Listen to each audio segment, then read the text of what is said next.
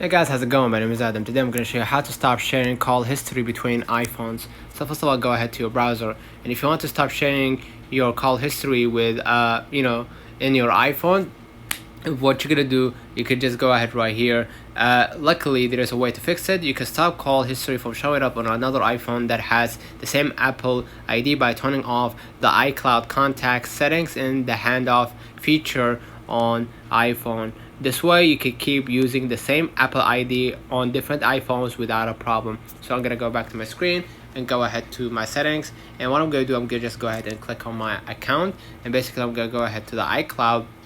You're basically gonna see right here show all, and you gotta toggle the contacts in the calling off. Alright, so basically that's it. I'll turn on the comments if this video helped you. Don't forget to like and subscribe, and thank you for watching.